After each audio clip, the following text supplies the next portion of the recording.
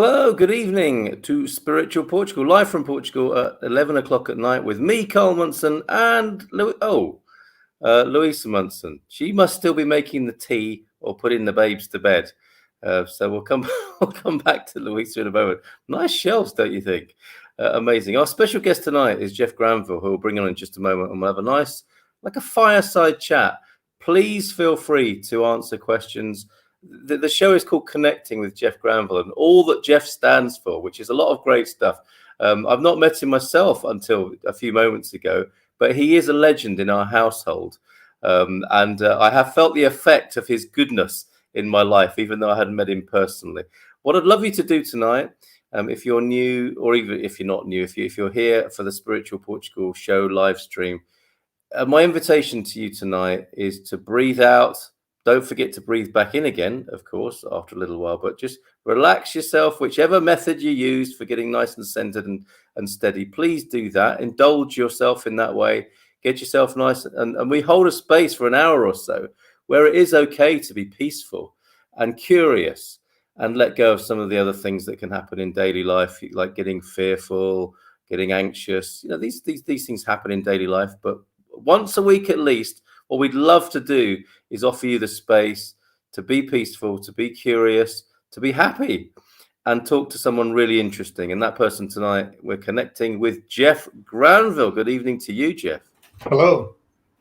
It's so nice to meet you. It really is. I feel like I know you already.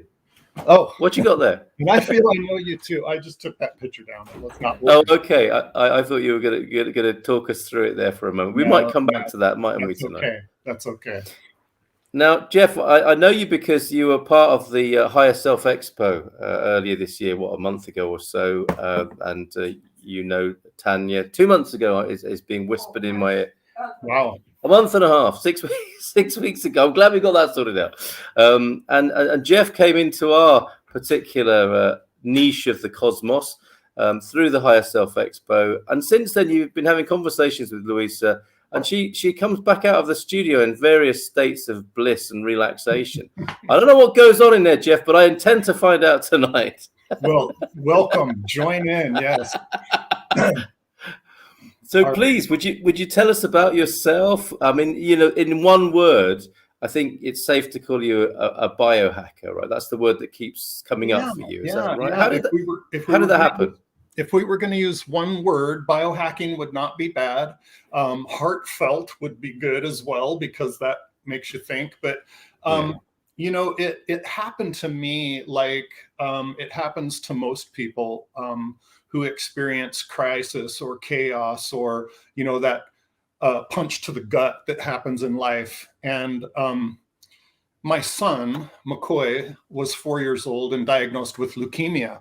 So it put me in a position of being a caregiver in an environment that I was triggered and afraid in too. I do not like the hospital environment, and I get triggered when I go to doctors, called white coat syndrome, and it triggers the sympathetic, and we start our heart racing, tachycardia, sweaty, bad circulation. You know, everybody's experienced some level of that.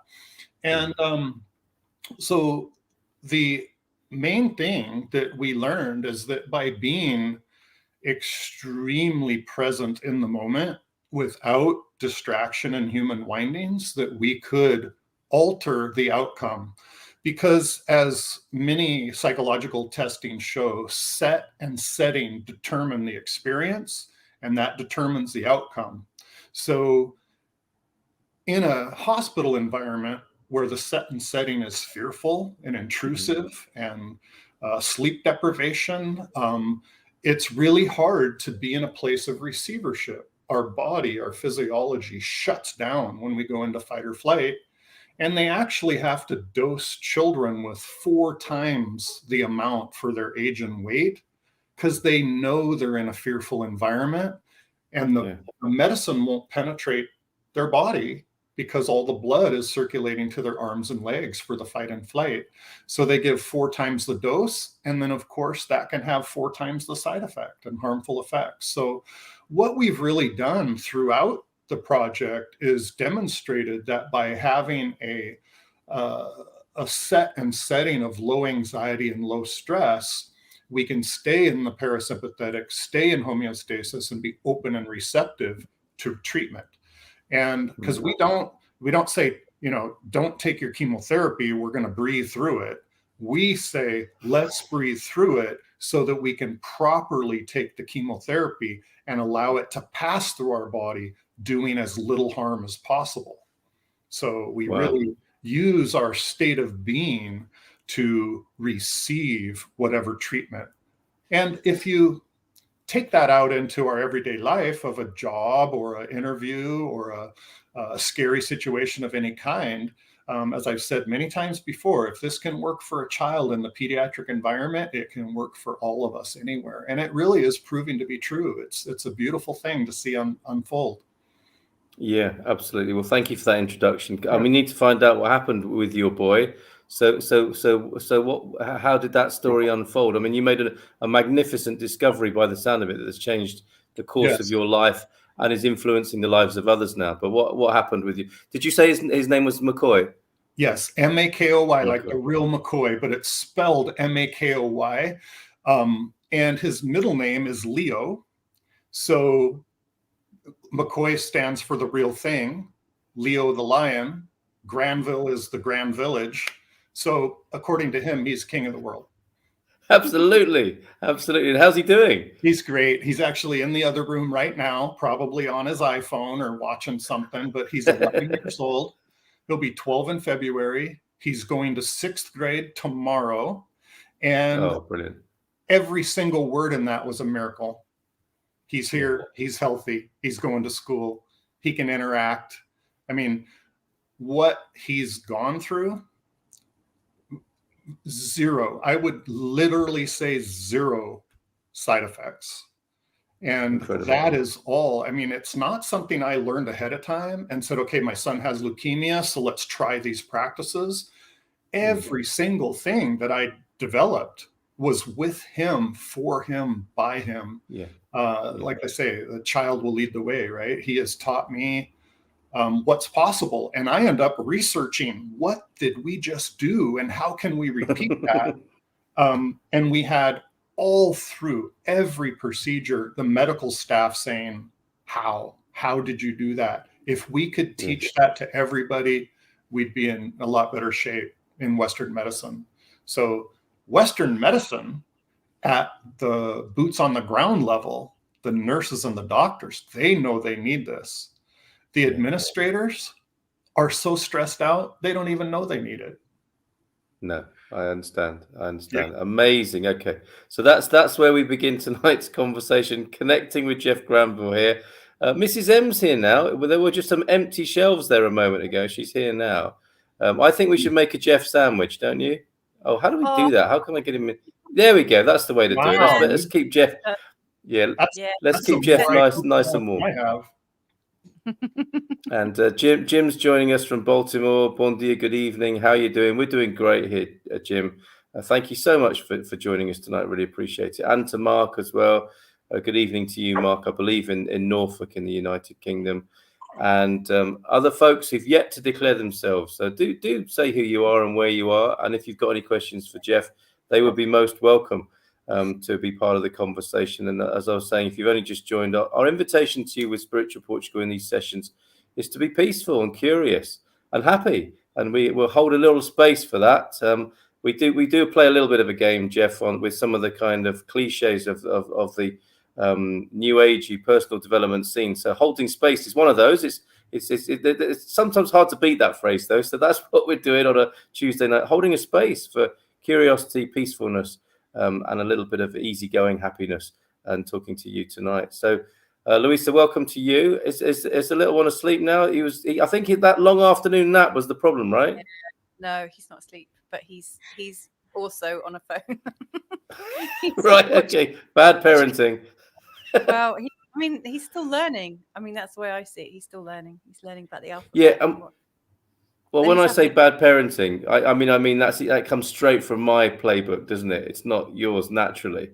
I think I brought that to the family. So no criticism of Ma Munson there and her skills. But we're talking.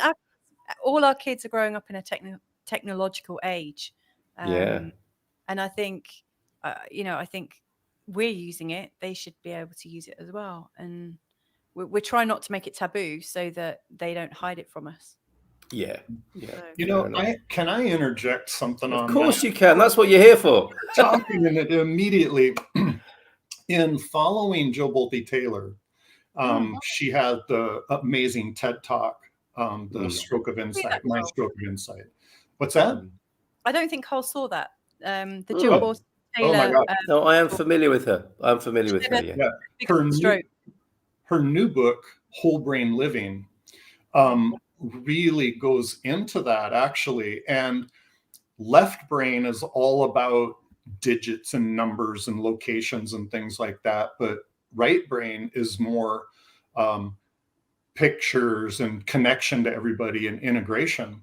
So believe it or not, she says that an iPad or iPhone is actually very well balanced for the brain because you're getting both at once. You're getting imagery and interaction, and you're working a computer with numbers and letters, but you're also getting image and interaction. So she said it's very balancing for the brain for integration between right and left hemisphere. But she says you want to make sure it's not their primary relationship.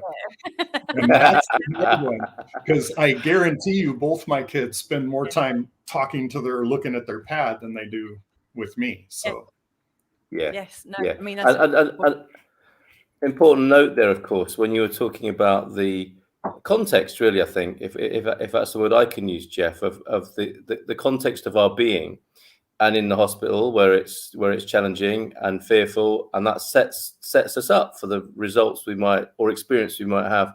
It's the same with this technology thing, isn't it? So many parents just feel bad immediately the moment they hand their phone to their kid, just to shut them up for a little while, so that they might have a little bit of peace. But if you're beating yourself up, that's the bad parenting. And I don't mean that in a judgmental way. I mean that in a, it's unhelpful to be not only thinking you're doing a bad thing, but then feeling bad about it as your parenting style. So, and we need to forgive ourselves, don't we, and be a bit freer with these things. This is the grand context of our being, and the effect that you know and talk about so well. Right. No, I think, Carl, that's a beautiful point, and I've never thought of it that way. But I straddle generations where all we had was reading books and play VHS tapes, right? Now we have all this unlimited resource. So I was like, okay, we should only have an hour a day screen time, and we should this and we should that. Okay, then they go to school, and then COVID hits, and then they're 8 hours a day on their pad, and they haven't done anything fun for themselves. So if, it's like we learn from Bruce Lipton about our belief system, what happens because of a belief. So the actual physical interaction of the child using the computer is one thing completely separate than our belief system and our feeling about it. So if we grudgingly hand it over and say, oh, this isn't good for you, I shouldn't give you this so much because it's not good for you, then we're transferring that belief system to the child. So instead of just, hey, look at this and wonder and playful, they're like, oh, I'm getting away with something, I'm doing something bad. So we're setting up that dynamic in ourselves. And in the child, we pass it along. So, Carl, I think your point is perfect. Is like, just like a medical procedure. If you are, or like we talked earlier, if we have fear over getting a vaccine, there can be two fears. One is the fear of the needle, and the other is the fear of what's in the syringe. So if they're afraid of what's in the syringe, that's one therapy. And if they're just afraid of the needle and fine with what's in the syringe, then that's a whole nother thing. So we're setting up a type of mindset and belief system in the child of guilt, and it's wrong, and it's, we're putting that on them, and that comes from us. So, I need to make sure I'm clear on that too, because, my kids would be on watching YouTube or movies or playing games or whatever, many, many hours a day. And, I would rather go create a dam in the creek and flood a field or something like that when I was a kid. So it's just two different things. So I think you're right. If we release ourselves of that stigma. Yeah. We also grew up in the generation of VHS videos, didn't we, Carl? We did. I mean, we were laughing with Jim, who's here in the States in Baltimore, who also says actually the double arrow, feeling bad and then feeling bad about feeling bad. That arrow goes in very efficiently when you put it like that, Jim, doesn't it? And why do we do that to ourselves? But I don't think it's in the kids' operating system to feel bad about things, is it? We have to teach them, and that's the thing we could watch, isn't it? It's like how are they learning this stuff? And it comes from us, obviously, doesn't it? You know, the double arrow there, and I think it's beautiful how you've put it, and we might forgive ourselves, and we might think twice about getting so hung up and so awkward about that stuff, because I think when the kid doesn't really understand what's going on, is it like, what can I have it or not? It's like, yeah, you can have it, but only for an hour, okay? So, what's going on here? And it gets stressful and anxious, doesn't it? And that's what we're passing on, as well as passing on the iPad. We're passing on our stuff about it, aren't we? So good to clear that up. Sorry, Louise, go on. I was just going to say, I felt quite a lot of confusion about things like that, because there are some differences in how we might parent. Because, you know, I'm coming at it from the first time with Carl, and Carl's got 2 grown-up daughters as well. So, like, he's a little bit more laid back, you know, because he's been there and done it, you know. And his older 2 have grown up and they're still alive. So he's, you know, and they appear to be happy and everything. So, you know, that's all good. But I got some peace when I was listening to an Esther Hicks MP3 one day, and somebody in the audience asked her something very similar about, you know, how to parent kids and the conflict that they feel. And she said it's really, really simple. Like, I think it was in terms of buying toys for the children, and the children were demanding toys and things. And so she just had this answer, which was, as soon as I can feel okay about buying you that toy, I will buy you that toy.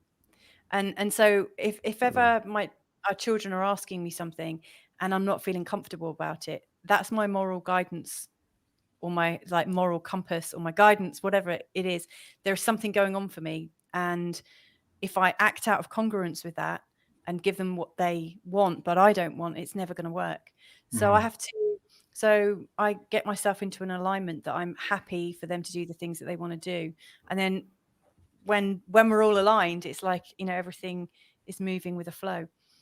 So you know, and our oldest, who's 9, you know, we say, you know, I've said to him a few times, you know, in theory I'm not against that, but I don't feel comfortable about it at the moment, but I know I will at some point, and that's when it will start, and we can have a conversation about it. The younger 2 are too young to understand it, but I found a lot of peace from that.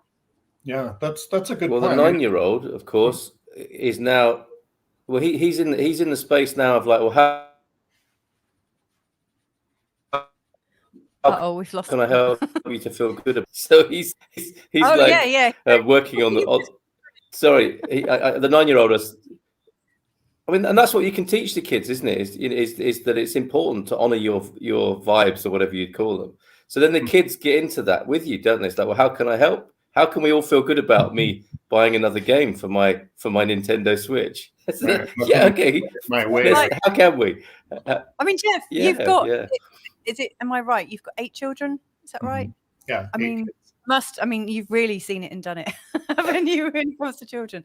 Like, what are some of your biggest pearls of wisdom about that? You know, Carl's got 5 children. I've got 3. Well, I'm a lightweight compared to Jeff. The more kids you have, and the more situations you're in, the more you don't know. It's not a matter of conglomeration. I look back at some of the things that were traumatic for me when I was raising kids, and they didn't faze my kids at all. Things that I thought I was absolutely sure about were the things that bothered them most. You know, I thought, oh, this is not even, don't even think about it. This is what they would want. But it's not. It's those subtle little things, you know. It's and like when you're talking, Louisa, about taking a minute and seeing how I feel about that. If we're asked something and there's an immediate no, then maybe we should figure out where that no comes from. Is it something of our program? Is it something that the child has asked for, or, you know, too many things and we're trying to rein it back, or is it something within us? And that's back to the power of the pause. You know, our heart has intelligence, and if we stop the mind for a minute and take a breath, it'll speak. So Yes, it will. but Yeah, we don't always get the time. Kids don't always afford us the time to stop. No, they don't. I noticed it got easier when we had two, and all of a sudden we weren't putting so much energy on our first, and that must have been easier for him, and he seemed to grow into that role of being a big brother. And then when we got three, it's like a kaleidoscope. They're all interacting with each other at different times and in different ways, and it's fascinating. And so I love what you said, you know, that it doesn't get clearer. Well, that wasn't your exact word, was it? I can't remember your exact phrase, but I loved what you were saying about it. Thank you. You know less about it the more you have. Yeah, the more you think, you know. I mean, it's like sailboat racing, or anything. You know, you go out one day thinking you know it all, and you're going to get taught a lesson, and you're going to realize, wow, I really didn't understand that at all. You know, and I think that if we can learn from that, because if we apply that, you know, just when you think you know something, you are going to be taught a lesson that, you know, you don't always. Yeah. So having that judgment of knowing, and I've made that mistake so many times, because when you're a single parent, you've got 5 kids in the house, you're working a boatyard owner or manager job, everybody comes to you with a problem, and you're constantly reacting to problems, and you just put out fires and go, alpha male Scorpio, I can solve this. And then when you get home, that's not what your family needs. Your family doesn't need you to solve their problems. They need you to listen. You know, they need you to help them figure it out and learn how to solve problems themselves. So that was a big lesson for me. Wowzers, you're so like industrious, and you get so much done. Wow. We got some comments coming through in the chat room. I don't know where Cole's gone. Maybe my tea wasn't very good. Maybe you had to go and sort it out. So, Simon Wright is saying hola from Little Britain. We've got Jim Wright. He's also adding in the fear of the needle, fear of its contents, and fear about what people may say if you got vaccinated. You know, there's so many fears all across the board. It doesn't matter which perspective you look at it from. There are so many fears to be had about that at the moment. Stephen Wells is saying good evening. Hello to you, Stephen. It's very nice of you to join us again. Simon Wright, feeling the positive and inspirational vibes. You know what, Simon? I'm really pleased that you are, because Jeff is awesome. It's a real delight to have him here. Stephen saying, what do you need to feel good about buying me that? Oh, yeah, that's the question that my son asks. Yeah. So how did we enter into the conversation? Because I wasn't quite here. I wasn't quite listening when Carl set up the show tonight. Oh, we just did a little introduction, a little bit of background, and just got in talking about kids. And there you were. I mean, I would have to really think hard to recall exactly, but we haven't really touched anything too deep. So we're free to go any direction. Well, I mean, it's great. I mean, I love your willingness. I mean, because like 4 hours ago, I was grilling you about your stir system. You know, for those of you that joined us at the start of the show, you'll have heard Jeff talking about a little bit about his journey with his son McCoy, and how he used mindfulness to help save his son's life. And so Jeff and I have done. This is our 3rd video now, isn't it? So, yeah. Tonight's our 4th. But Jeff has been sort of detailing ways of biohacking our energy system to get rid of trauma and to release it. And so today you were telling me about STIR, which is, let me get this right, somatic trauma imprint release. Yeah. And then we're going to be releasing that film later on this week, I think on Thursday or Friday. Beautiful. But that all ties in, you know. So even though we've been going through deep, and we've been doing breathing and stuff today together, now it's more about us just relaxing into this space and just having a chit chat, which I quite like. Let's see if anyone's got anything to add. Jim saying, I notice you're interested in quantum physics. Here we go. We've got some questions for you, Jeff. How do you integrate quantum physics with spirituality. I love this stuff. I do too, Jim. Thank you for asking that. There is absolutely no difference between quantum physics and spirituality. The only difference is, and I talked about this in my presentation at the Higher Self Expo, is that science and spirituality, divinity, exist in nature innately. It wasn't until humans came along to make a construct and a separation between the two. And ever since Descartes says, I want the body, you take care of the church, says, I'll take care of the spirit, we've had a divide. And we've made terms, human terms of science and spirituality. And quantum physics, it all ties together. It is just a human label that makes them different. But the effects of entanglement, quantum physics shows that there is a Planck wave field that connects everything beyond time and space. It is not confined to the speed of light. Entanglement can happen instantaneously and actually preemptively. So that field that connects us all is described in all forms of religion from the very beginning. The original religion on earth, as I understand, was what we now call paganism. But when you are, pray to the sun so it'll come up tomorrow, and pray for rain, and you're in touch with Mother Earth, there is no separation. It's even said that early humans did not have a corpus callosum that tied the right and left brain together. They were either completely in divinity and nature, or they were running from a saber-toothed tiger, one or the other. So it wasn't until late development that the corpus callosum connected the two brain halves, and we had some sort of balance where we could carry a spiritual stance throughout our life. And we're designed to be in homeostasis and balance. And I mean, I got kind of off the path there, but to me, quantum physics describes spirituality, and spirituality describes quantum physics. Yeah, well, you're onto something then, don't you? Yeah. And I sorry I got cut off there. I don't know what was going on, but I'm glad to have come back in at that moment. And what's fascinating to me about that, Jeff, is were you saying that we were either in the state of being peaceful and free, and then if a saber-toothed tiger comes, we respond to that? So we were very much in a kind of on-off, or in quite a polar sort of situation.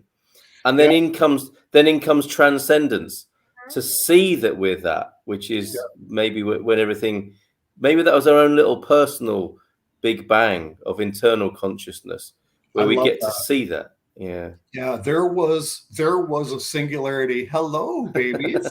There was a singularity. There was some sort of eye in the needle that we walked through, and we'll never be the same again. There was an evolutionary snap or twist or whatever. But in Jill Bolte Taylor's book, Whole Brain Living, she talks about a doctor who did experimental surgery on patients with like life-threatening seizures, where they actually open up the skull, take the brain halves out, and cut the corpus callosum completely in half. And it saves their life.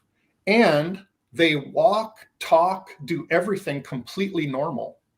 There is absolutely no difference in the way they function, except literally because the left brain controls the right side of the body and the right brain controls the left side of the body. People would literally stand in front of the closet, and the left hand, which is right brain, is reaching for a swimsuit, and the right hand, controlled by the left brain, is reaching for a business suit, and one will slap the other.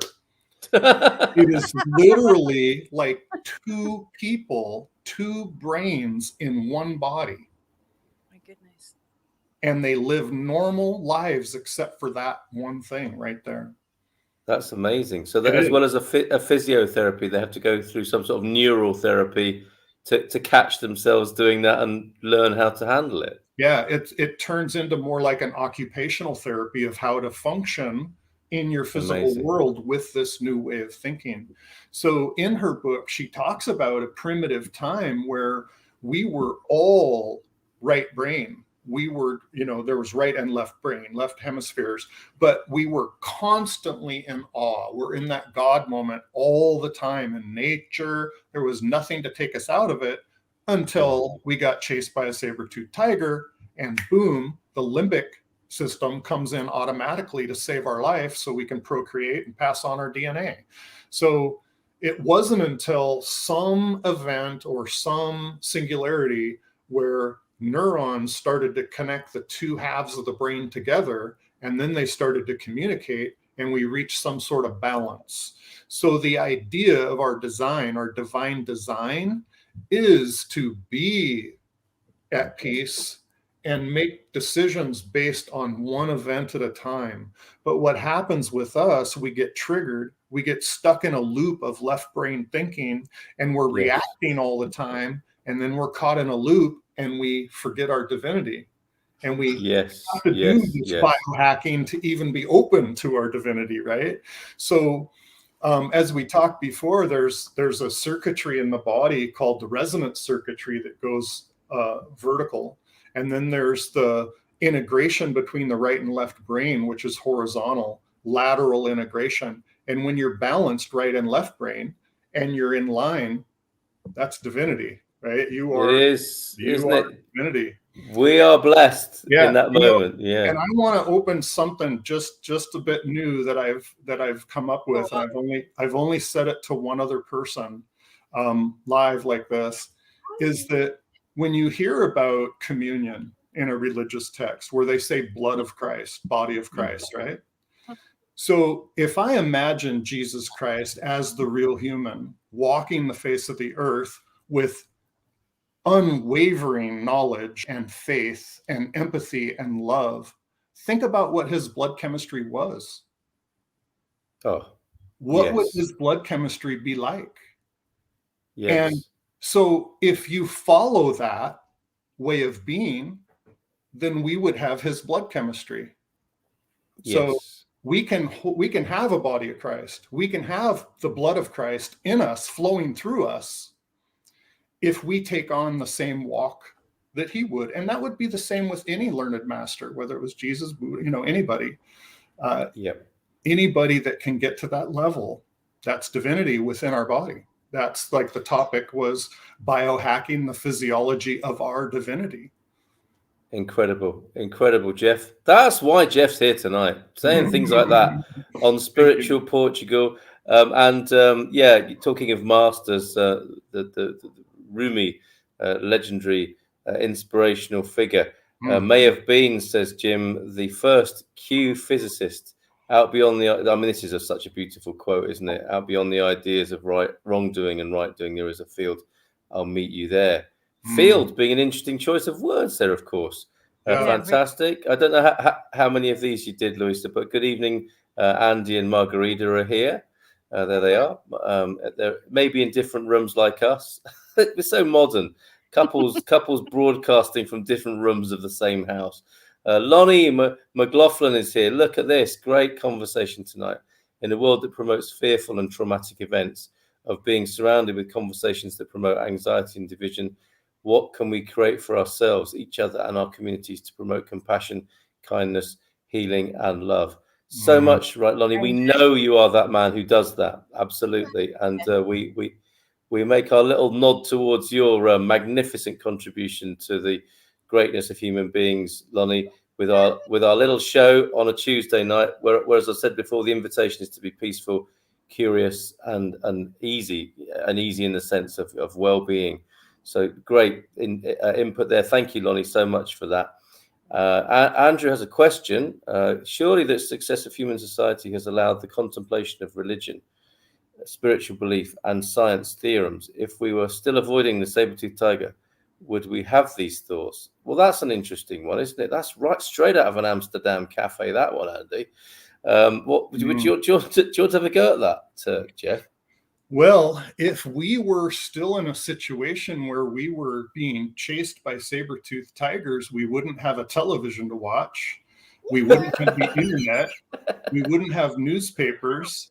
And we would be worried about the neighboring cave taking our woman out of the, cave, or we'd be protecting what we have. So it's a very interesting question, because what we have in our environment is our potential trigger. So if a caveman was in our environment, how would he survive? If we're back in that environment, we've evolved, hopefully, just a little bit along with our environment. So, in an environment where we don't have saber-toothed tigers, but we still have many, many dangers. I mean, you drive to the wrong part of Seattle and you're in danger. And people, it's right there. You do not have to try very hard to find danger in our world and fear. So we have developed in a way that we've been isolated from each other. We've been isolated from our innate ability to be calm and to be well and to be in homeostasis throughout the day. So we are in a triggered environment. So we're trying to now biohack our way back into a state of homeostasis where we're not allowing the left brain trigger to keep looping and repeat the same subconscious programming over and over again. So, I think if we were sent back into the primal days and that was all we had to worry about, then our entire physiology would be designed to survive that environment. Yes, yeah, and isn't it interesting as well, though, that we seem to have traded that basic. It's kind of mythological threat, isn't it? How we see that, because we have to look at it as a historical, mythical thing. Yeah, but those threats are just dressed differently now, aren't they?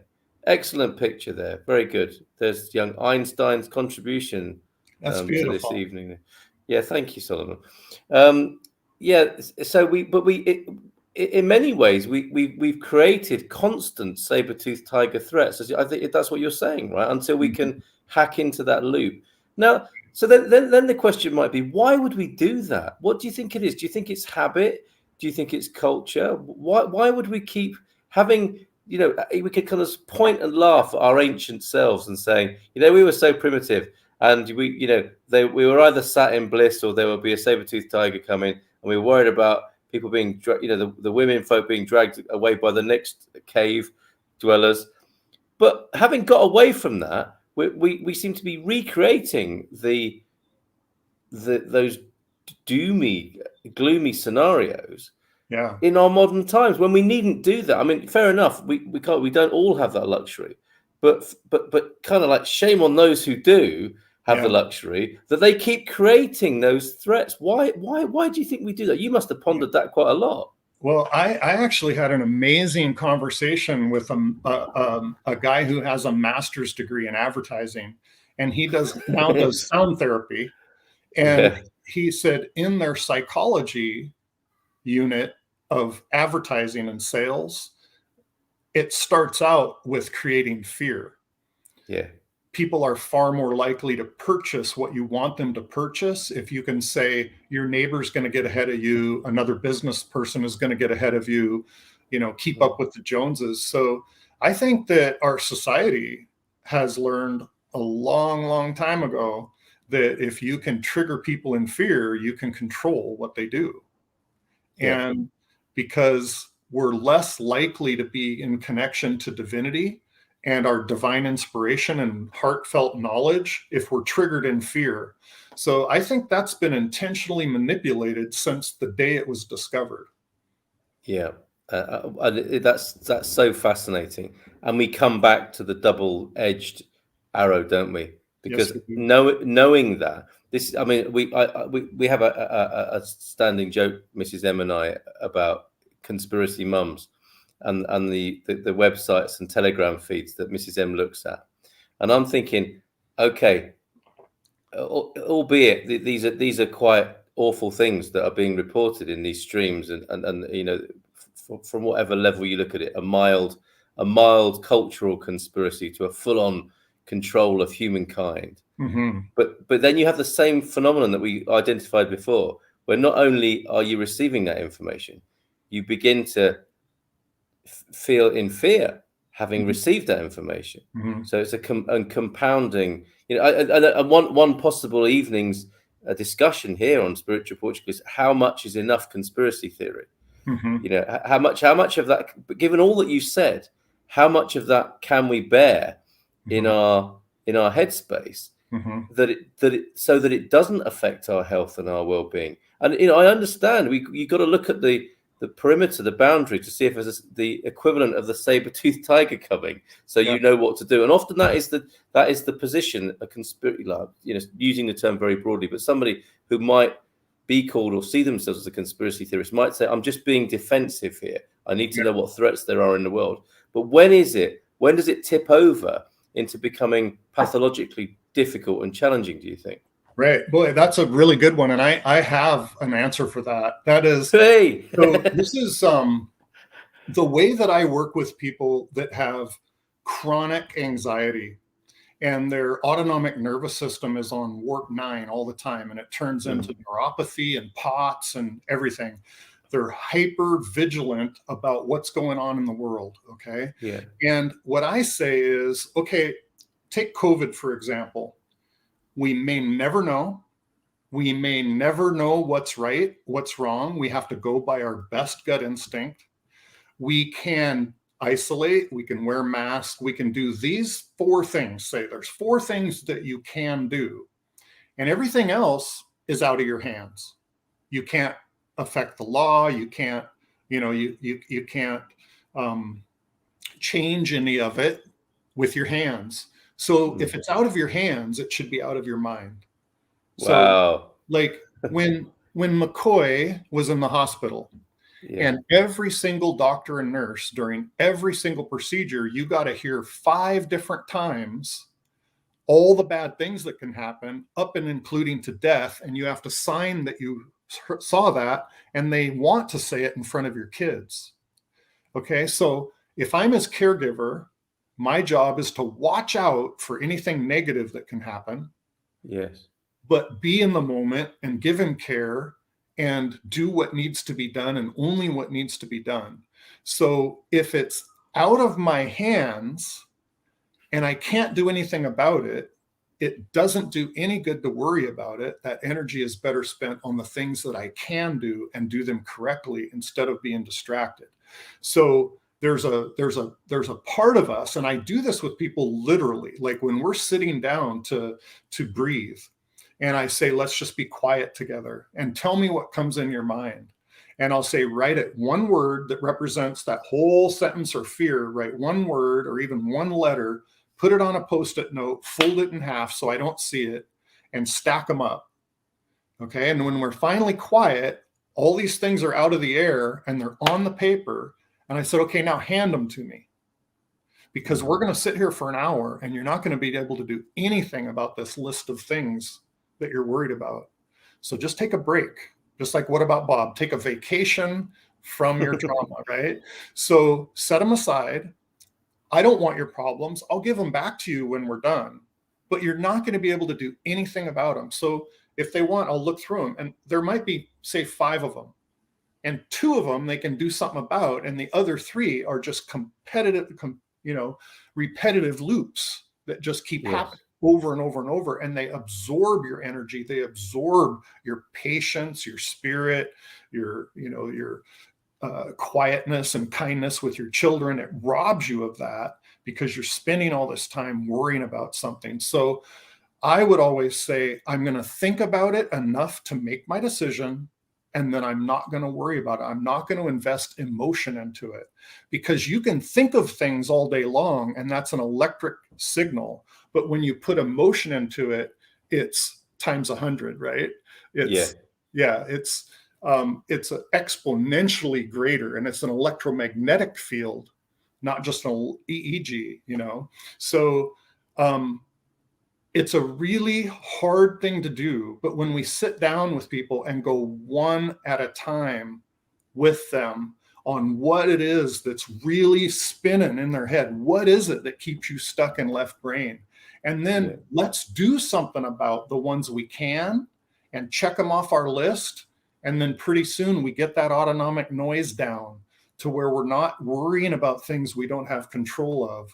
So I think that same practice applies to just everyday life. And do I watch the news or do I read a book? Or, you know, it's our choice. It's where we put our attention, our energy goes, right? Fantastic. Autonomic noise. I do like that description. And this is a noisy culture, isn't it? And all, you know, right from the ad men to the news men and women, you know, who add to that noise. But ultimately it comes down to us, doesn't it, to be the filter or the moderator of our own experience within that. That's hard, and I don't mean to make it sound easy, because it's not. It's you know, I was going to say it's a battle, but then again, that feeds straight into the technology, doesn't it? If you start thinking of it as a battle and you're fighting again, then you're feeding the electricity with some emotion too. Yeah, exactly. And what I always tell people is we don't protest war, we march for peace. Yeah. Put your energy into the paradigm you want to succeed. If you fight, if you protest war, you're just going to feed that more energy. Yeah. And you're going to make your opponent. Okay. So in the pediatric environment, everybody talks about fighting cancer, and it's a battle and we have to win. It's a battleground. It's all about a fight. And they say my child is a warrior, and I don't judge that. But I don't choose that. I never chose that for my son. What I chose was that we assume the room. Like there's a video that's really hard to watch on our website. It's on our YouTube channel, and it's the Bruce Lee quote about water. And you know, you put water into a cup, it becomes the cup. You put water into a teapot, it becomes the teapot. You put water into a bottle, it becomes the bottle. So water can flow or it can crash. Be water, my friend. So I taught that to McCoy when he was getting ready for his bone marrow transplant, because we don't want to fight the room. We're not here to fight the doctors. We're here to do everything in our power to stay neutral and become the room. This is our space. We're not here by force. We're not here in a battle. We are here in a state of receivership as much of the day as possible. And if something triggers us, we want to deal with it and then recover and rejuvenate as fast as possible. Any distraction that triggers emotion, you want it to have as little effect on you as possible.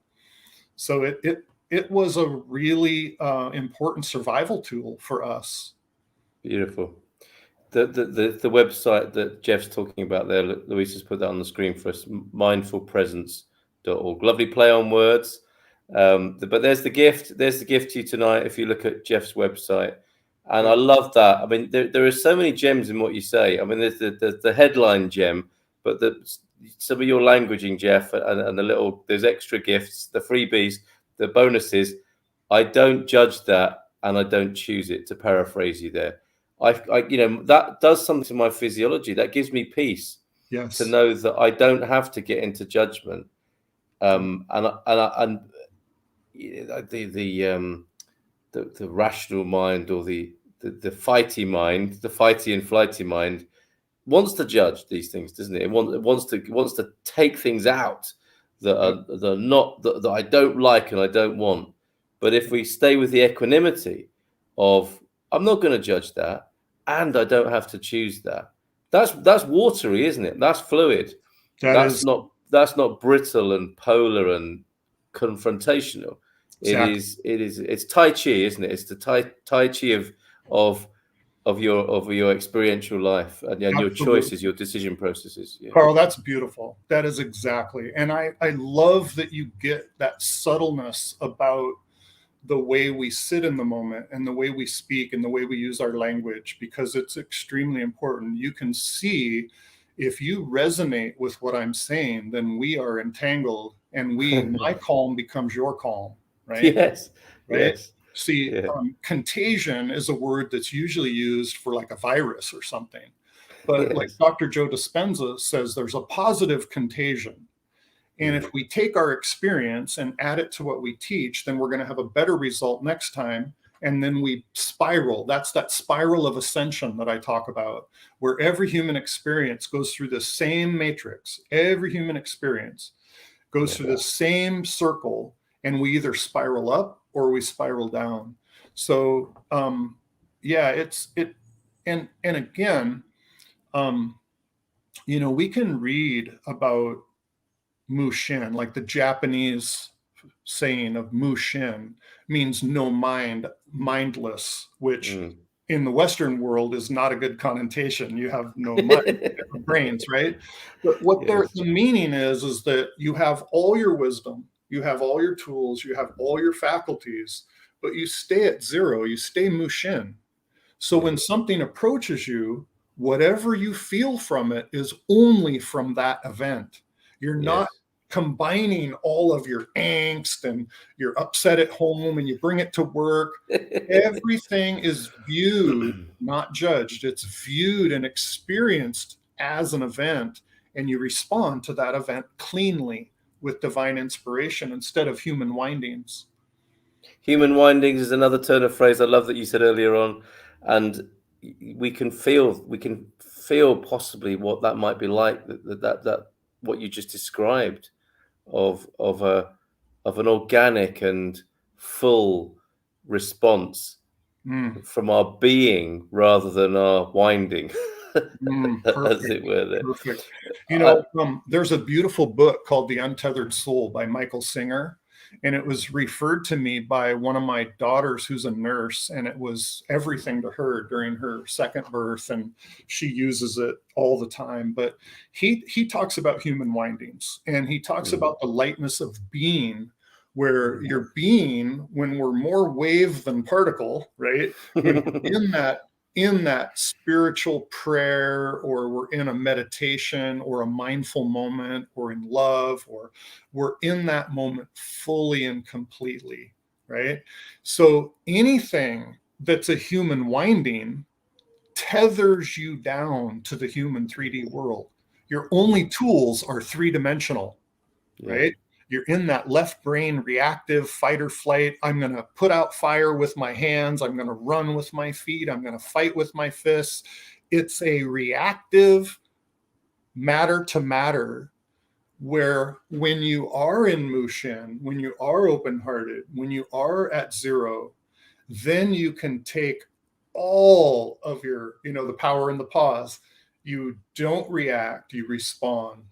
You take a moment, you breathe, and then it's just the response for that very question, for that very moment, and it moves on, and it just flows like water. And we know what it's like to be in the company of such people, don't we? Or if we've ever managed to do it ourselves, we know what that's like. that moment. But I did describe this as a space and invited people's contribution. I'm so sorry that we haven't put comments up for a little while now. We got a little bit carried away there with Jeff. So Sarah, did you know women have more connections between left and right brain than men?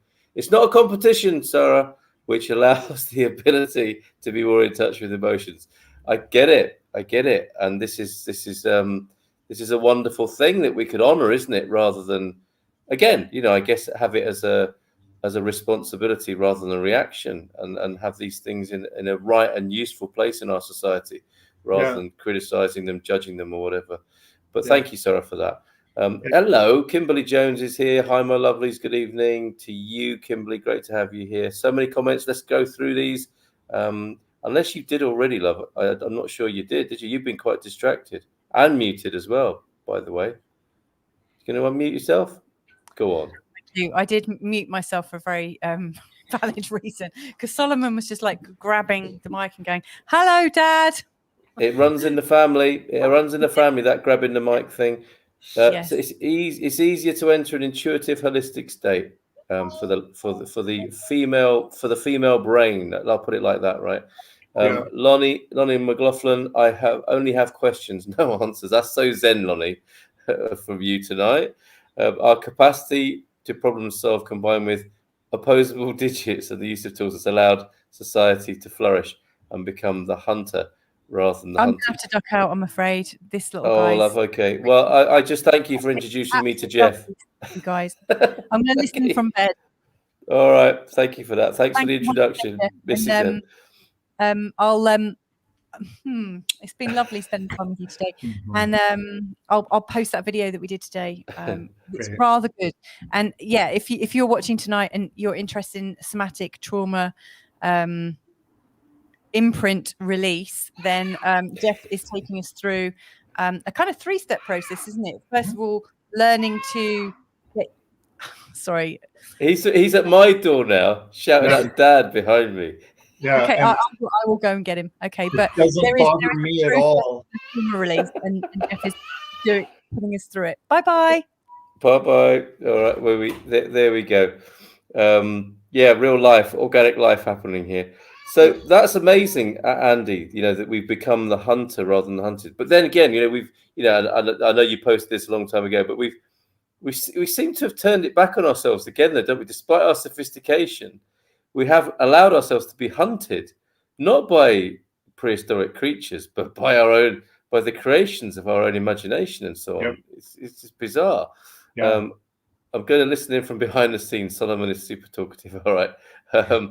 COVID is our big tiger today. There you go. That's not a bad comparison, is it? The saber-tooth virus, you could say. Yeah, if there was somebody trying to guide the masses in a certain direction, yes, fear would be the way to do it. Wouldn't it just? Yeah, Wouldn't it just? And media would be the way to spread it. Yes, funny that. Enlightening my semantics tonight. That's beautifully put.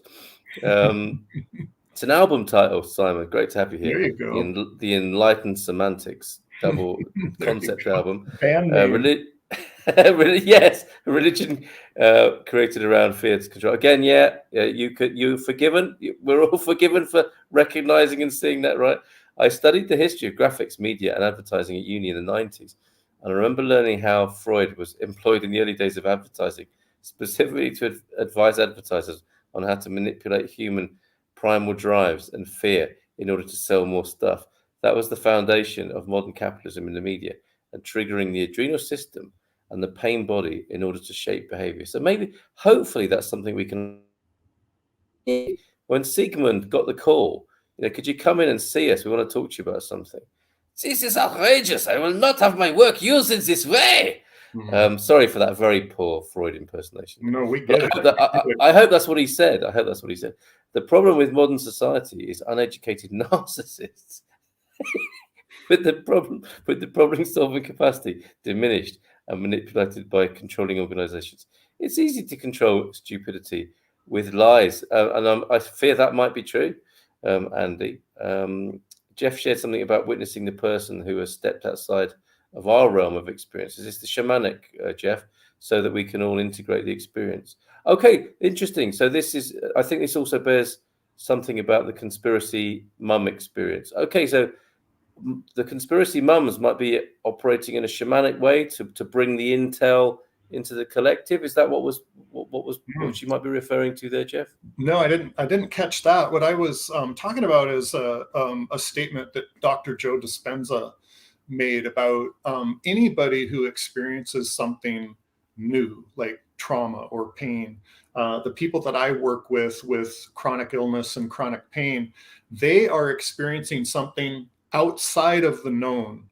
So Dr. Joe Dispenza talks about you're stepping out into the quantum unknown. And if you're out there by yourself, it may never get integrated back into humanity. So like with McCoy, I was with him every moment. I went through things with him. I witnessed it for him. So nothing happens in the quantum universe without an observer. We are observed into existence. We alter results by our observation.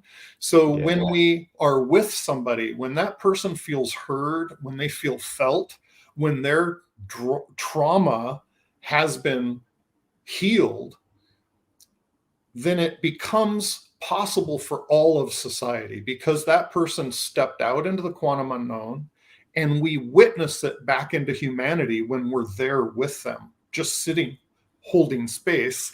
We can witness for them and then integrate it into society. So the deal that was made with me and McCoy was that we will go through these things and he will live through it as long as we witness it back into humanity. He will have served his purpose and not need to pass away.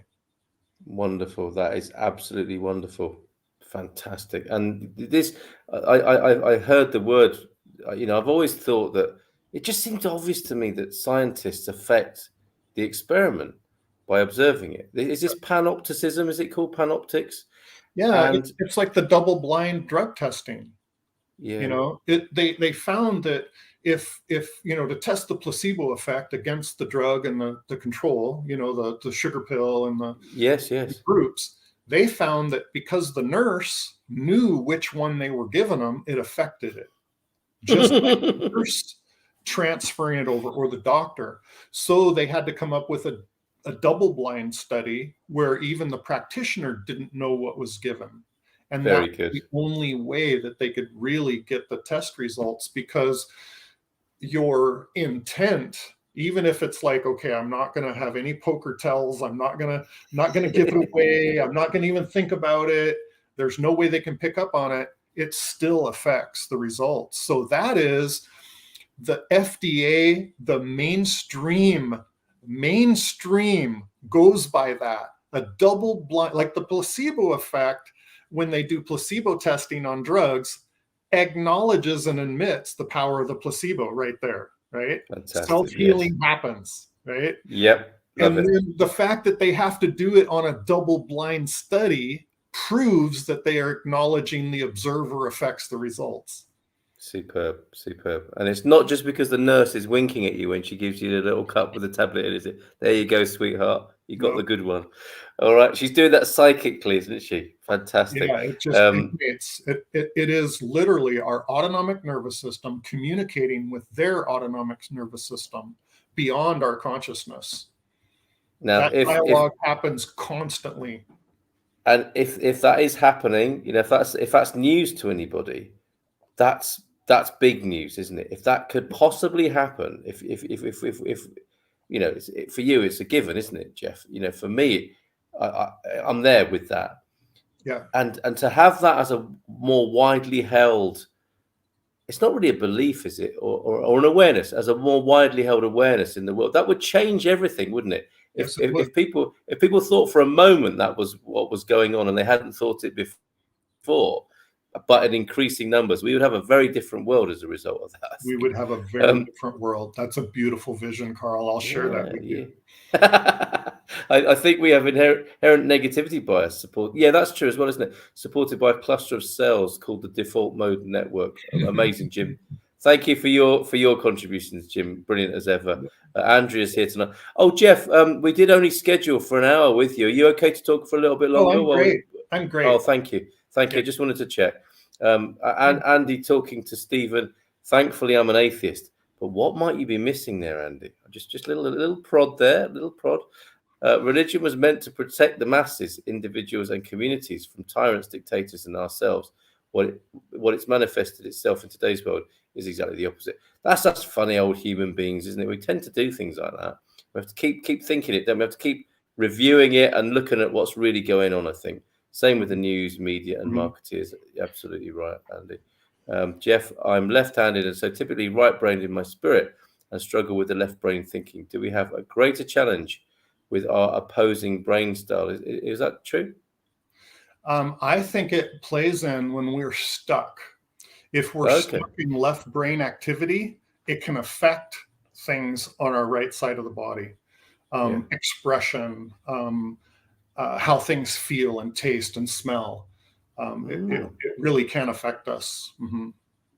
Okay, great. There's always an agenda. It's true. I think yes, but that ties in directly, doesn't it, with the observer affecting things. We can't by our very being we are manipulating willfully or unconsciously, just Right. by being. We're part of what we're bringing about, aren't we? Yeah. And there's the website again. Sorry, go on, Jeff. No, that's fine. I mean, it's like you were just saying, Carl, if everybody became aware of that and knew it as truth, the world would be a different place, right? Yeah. Okay. The powers that be have known this forever, and the world is a different place because of it. Yeah. That's the other side of it, isn't it? But that's the other side of it. So when we talk about an awakening and a remembering, that's what it's all about. That is really what it's all about. Yep. Superb. I know Kimberly, who's saying hi again. So we didn't catch you first time. Soon enough, Kimberly. But I know Kimberly knows all this stuff, and I'm guessing you're enjoying what's being spoken about, Kimberly. Look forward to more of your comments here. Maybe critical active thinking is also essential, even if some things are outside of our immediate sphere of influence, in my opinion. Not sure who you are, Facebook user, but thank you for that. I agree with that Facebook user, because we can run through things in our mind without generating emotion. We can go through the news headlines all day long and not have it affect our physiology, as long as we're not triggered. Yes. And allow a different blood chemistry. So you can have mental thoughts as long as you're consciously aware that you're not investing emotion. If your heart, it's like, the brain is the tuner on the radio. You tune into what frequency you want, and the heart is the amplifier. The heart is the volume. Oh, lovely. So it carries that signal out and then magnetically returns. That's how The Secret and the law of attraction and everything works, is that you send out a thought, but when you have gratitude for it and have gratitude as if it's already done, then you're creating that electromagnetic loop that draws it back to you. So that's the belief system behind The Secret and law of attraction. Beautiful. Beautiful. Staying in receive. This is all part of it, of course, Jim. Jeff was just saying, staying in receivership. I love that. And it's very interesting what you say there, Jeff, about how it is possible. So some people say, I don't have a TV. It's one of my favorites, in the same way that vegans often like to tell you they are. People who don't have TVs like to tell you they don't have a TV. But it's possible to still have a TV and not get involved in that, right? As you say there, Jordan Peterson came to mind, and I'm never sure really how emotional he's being about anything. But what's so, I think, admirable about him is that gift to appear to do what you said, which is to keep considering the facts. And I know he's a very controversial character, but I think he's been a bit of a stand for that just recently, that it is possible. Sorry, I missed the name. Who was that you're talking about? Jordan Peterson, the Canadian psychologist. It just, I think he courts controversy. He's not unhappy with that. But there's something that I found quite admirable about him and others who've come to the fore recently, almost as an antidote to a very emotional world where people are possibly causing themselves a lot of pain by being constantly in a high, upside down with it, really. And then these others have come, these intellectual dark web types, as though they were meeting the deficit or the vacuum or something. And these people who keep talking of the facts, we never know, do we, really, how well they're doing it and whether it's a front and a posture. But certainly there's something in that I hear you saying, that we can receive or view all of this going on without becoming invested and perturbed by it. That seemed to be the point you were making there. Yeah. I do a 3-part workshop for the Center for Spiritual Living here in Seattle. And the second Sunday of every month, I'll do 1 month on mindfulness, another month on controlled breathing, and another month on coherence. And in the mindfulness, we talk about Joe Bolte Taylor and the right and left brain. And we talk about a train of thought. And you can tell what part of the brain every thought came from by if it's I need to buy sugar for this recipe, then your left brain, frontal cortex. If you are, I'm afraid of that dog, then that's limbic system. That's, so you can tell by every thought what part of the brain it came from. So one of the main things that we want to do is we want to take the position of the observer. And I have this slide. It's from that beautiful kids movie called Inside Out, where the main character is on a train and the train's going over a cliff. And each train car is a different thought. And if you get into that thought, you are getting into that train car and you're going to go off the cliff with it. Okay. Yes. But if you just sit back and observe that thought and that thought and that thought as the observer, the thoughts can go off the cliff, but you're not. Excellent. Yeah. Excellent. There you go. There's some great value right there. Andy saying, go back to a few more comments now. There's no benevolence anymore. It's an outmoded concept. I don't know what's happened to Andy tonight. You've gone to the dark side, my friend. Yeah, I think it's because you... Andrew, I'd love to speak to that. Before my son got diagnosed with leukemia in 2014, we were living on a sailboat with enough money to cruise the world. And we got pregnant with my youngest son, McCoy. And we sold the boat and bought a 34-acre farm on the Kettle River in Eastern Washington. And we were self-sustained. We were out of it because, the banks collapsed, my boatyard collapsed. I had to file bankruptcy. I mean, everything. I said, I'm never going to let that happen again. I'm going to get on my own property. I'm going to have my own artesian well, grow my own food. And by the second and third year, everything on our plate came from the farm. Okay. Wow. And I was, because of what was happening in the news and what was happening in the economy, and I'm watching the news so I could make good business decisions. And I was telling myself, I'm focusing on these things and I'm investing emotion in them because I care about my company. So I thought I was doing the right thing. Yeah. So we get over there and I'm thinking, the world sucks and we're just going to have to make our own little society here and live it out. Okay. Well, then my son gets leukemia. We go into Seattle. And we're staying at the Ronald McDonald House where they have 400 volunteers cooking you meals every single night. They rotate, not 400 every night. But I've seen people show up to help people. I've seen the best side of humanity by getting that diagnosis for my son. I was trying to hide our family in a safe place because of all the bad things that were happening in the world and all the news. But the universe had a different plan. It just pulled me right out of there and put us straight into the medical industrial complex in the United States in an emergent critical care. And I have to trust the FDA and the AMA. I mean, that is the opposite of my world. But yet, because of that diagnosis, because of being ripped out of that safe area, I got to see the best part of humanity. The people who volunteer and show up and donate and spend time and hold space next to a bed when there's nothing else they can do.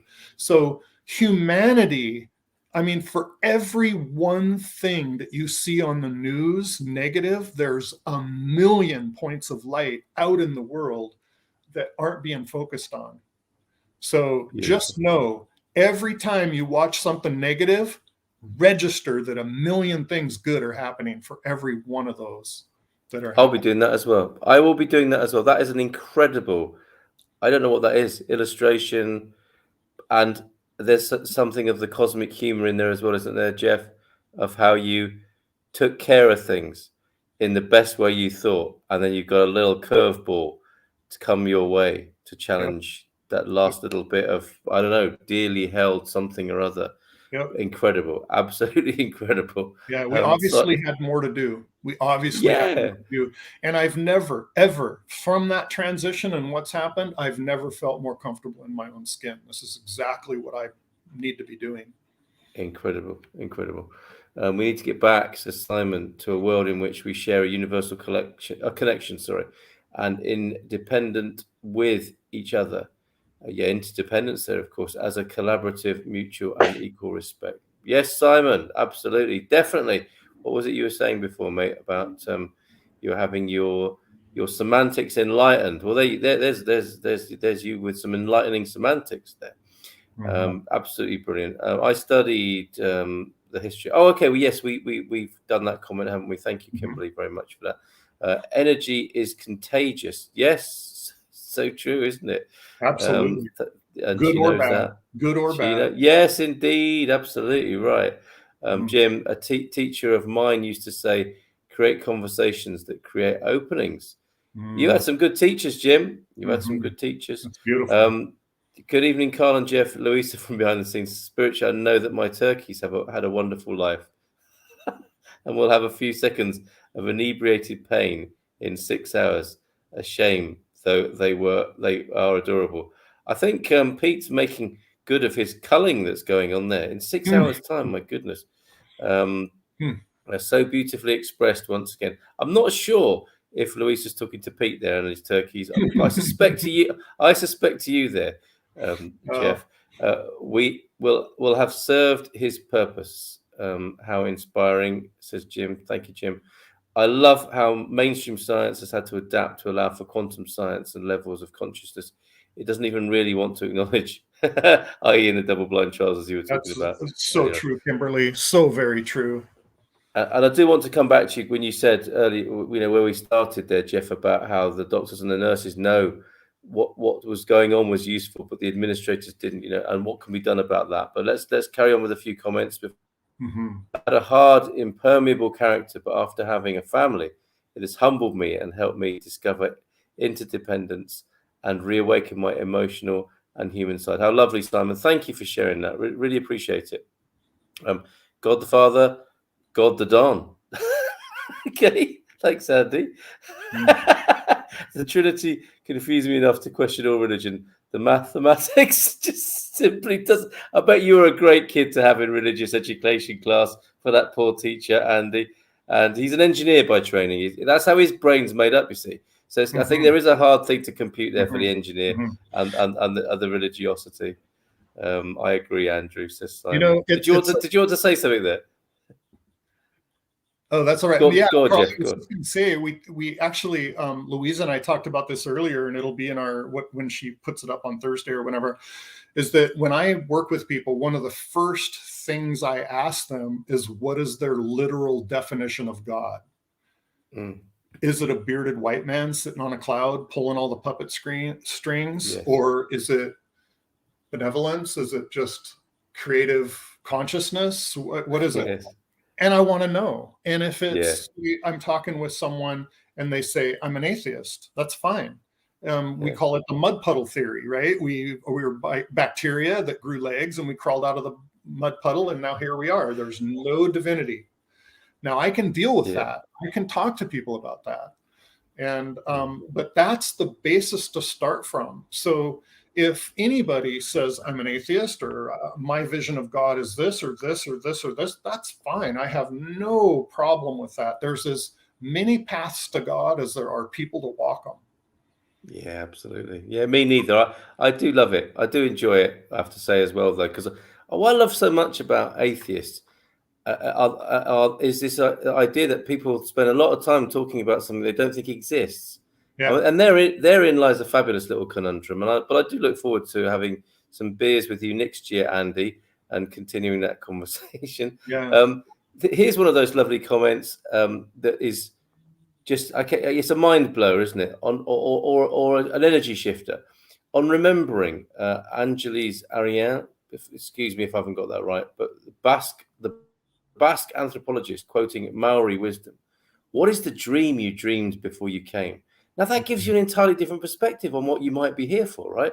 Or that you even might be here for something if that had never occurred to you. So that's beautiful, Jim. Thank you. That goes into the whole soul contract conversation and predetermined missions in life. And that, I mean, we go on for many, many shows about that. Well, I hope we will.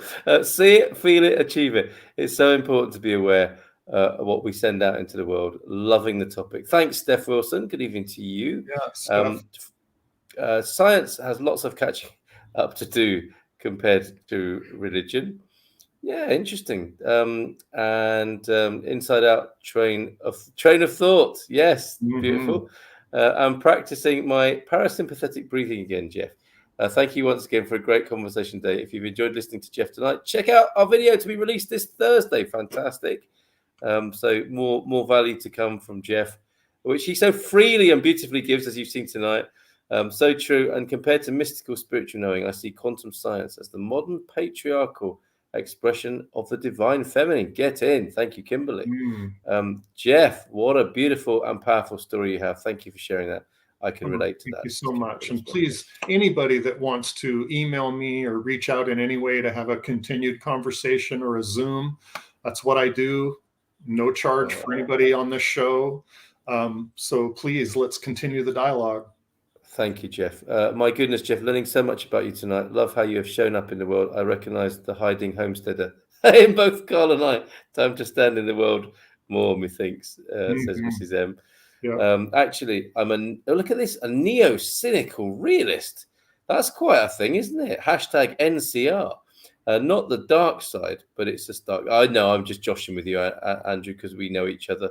The benevolence I speak of is needed at government levels, okay, religions and corporate bodies. I think we'll end on that, because I'm going to go back to something Jeff said a little where we began. I will do that as well. Remember the good that's out there. Yeah, the million points of light waiting to be noticed and claimed. Marvelous. The individual benevolence is as forthcoming as ever. Absolutely right. Yes. Good evening. Late joining you, but you're very welcome. No one's watching that. We don't do a register, Jacqueline. It's lovely to have you here for as much time as you can give. God is Mother Nature. She is a woman, says Andy. Rumi again. There are 100 ways to kneel and kiss the ground. Check us out tonight. And if you want spiritual beliefs, ask Aboriginal peoples of Australia, says Andrew, who sounds like he has some experience there. So where we started, and it's probably a good idea to come to some sort of conclusion now, Jeff, and I'm sure and I hope we'll speak again. Yes. But Andy's talking about, how the benevolence is missing at the highest levels, if you like, the so-called highest levels. Yeah. And you said, the doctors and nurses could understand what you were doing. They could see it with their own eyes, obviously, in front of them, and see the effect that that you and McCoy would have had on their actual experience of being people in medicine. But the administrators, the so-called high-ups, how do you think we're going to be bringing about that? I mean, is it our responsibility or job, if you like, or mission to bring about that awakening or realization at a higher level, or do we just get on with what we're doing on our own watch? Well, my belief is that humans as a collective, are all parts of the spectrum: good, evil, light, dark, kind, mean, loving, whatever. There's all fractals and points of view out there. So we can resonate with whatever tribe we want. And there is such a disconnect between the administrative part of our world. Say it's the hospital. Let's use the hospital for an example. I talked to a doctor that had witnessed what we did and said, I'm going to do whatever necessary to help you bring this forward, because I've been here for 40 years. And I used to sit in a room with everybody needed to make a decision. And he goes, right now, I don't even know who those people are, and they don't know me. So what I need on the ground, they have no idea. They're dealing with their entire different reality than the people that are administrating care. So what's going to happen is that the situation, humanity has a need and it will be fulfilled. We're on an evolution to get back to that clarity. So the situation to wake them up will arise. And it may be COVID. It may be something, because, nothing in the universe only happens for one reason. Sometimes I'm the king of my chessboard, and sometimes I'm the pawn on somebody else's, right? And it all happens simultaneously. So, like, I talked to Stephen Rudin of Havening, and he said that we are in the perfect position because the chemically based method of treating symptoms externally with chemicals is crumbling. the truth about what we have in our ability is growing so strong. I mean, medical failure, medical accidents is the third cause of death in the world. Yeah. And so that the awakening is happening. It's already happening. It's like it just has to finish playing out. One paradigm is crumbling and the other paradigm is ready to take over. It's like that cyclical event that Bruce Lipton talks about. Yes. And to connect it with all that we've been talking about tonight, the premise of our hopes for this, if you like, are exactly a mirror of what you've been talking about all evening. So we could, if we look at the administration as the saber-toothed tiger, the prehistoric beast that we're doing a battle with, that's one way of looking at this. But to have it as complete and to hold in our hearts in the same way that you suggested, Jeff, the law of attraction, the secret. If our intention is that the awakening take place at the highest levels and to feel it in our hearts as done, that could be a very different scenario, couldn't it, to the to the eternal hope and to the cynicism and to the maybe feeling like you want to give up and will it ever happen? Right. See that, you tied that in perfectly at the end, Carl, because if you take that, what you just added, and add it to what I said about if it's not within my hands, it should be out of my mind, right? Yeah. Okay, that's what we can't do. But then you think, okay, what can we do about it? Yes. I can have heart-centered energy. Can be connected with my soul. I can radiate that positive energy. I can do things in my world, in my environment to make a change, instead of saying, okay, this is a problem. I hate it and I'm going to fight it. And it's unjust and I'm going to be all wound up with emotion on it. That'll get you nowhere. I mean, you're living out in a toxic blood chemistry. I mean, it's like they say, anger is the punishment you give yourself for someone else's mistake, right? Yes. So if you're fighting somebody else's action, you're feeding their energy and you're giving yourself the negative blood chemistry. So the best thing you can do for the global consciousness is to be heart-centered, heartfelt, focus on what you can do and go out and do it. Yeah, will be the change, right? Absolutely right. And those folks who we might project our anger onto, or who feel are wanting in some way, and they might be, but they're humans too, aren't they? And we needn't see them as our enemies. We could see them as our collaborators potentially, and they need love as well, don't they? I mean, can you imagine being a politician or an administrator in the world as we have it at the moment? It's a pretty miserable place to be, isn't it? To have all their anger projected upon you. And they must go into it for some reason or other. They may have some sort of dysfunctional psychology that attracts them to those positions. But if they know we're there to help and underwrite together what sort of future we might have, we could get very different results rather than having the battle line drawn out in the old tried and trusted way. Right. Superb. Let's just a final few comments then from everybody who's been here tonight and stayed with us. This is fantastic. Simon, man, woman, whatever the color, we should all be equally happy. That's a great thought. Thank you, Simon. There's something to take forward from here. Thank you so much for tonight, says Jim. Thank you, Jim, for joining us with your wonderful contributions. I enjoyed this evening's discussion. I feel there's much more to this. There certainly is. Just a nice feeling to have that, isn't it? Evening, gents, from Atlanta, Georgia, in the shape of Victoria. Good evening to you, Victoria. I recommend a rewind on this one, Victoria. Like spontaneous electron movement around the universe. Maybe that's the chess reference there. Experience drives the change, says Jim. And we are experiential beings, aren't we? Let's face it. That's our lot here. We have to do things in experience, don't we?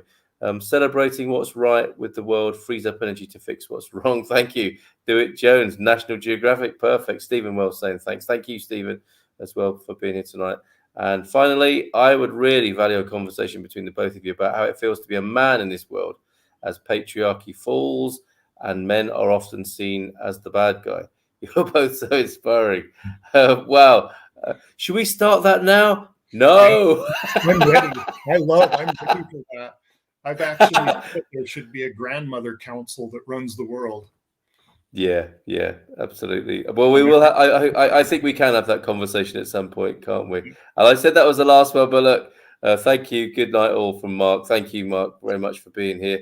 And that we are having this conversation makes a difference. As Lonnie Bingo.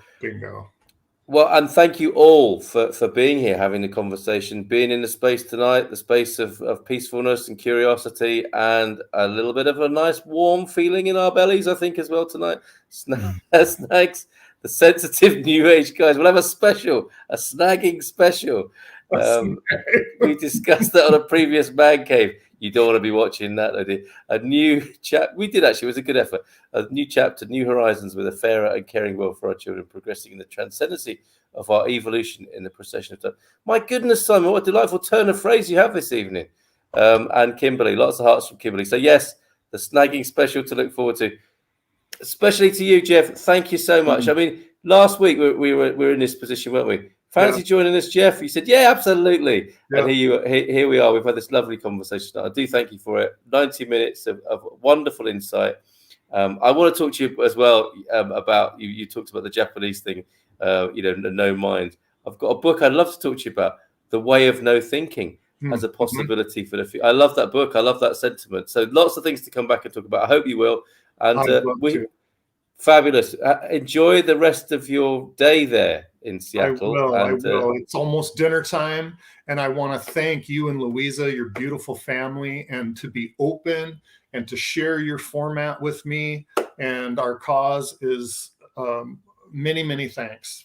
Means a lot to me. Well, thank you. And you have an open door, a key to the studio, the virtual studio. Come anytime. All right. Jeff, thanks very much. Thanks, everybody. Bye for now. We'll see you. We may have a bit of a freestyle chat on Saturday, but we'll be back again next Tuesday at 11 o'clock Portuguese time. Take care. Bye for now. Ciao, ciao.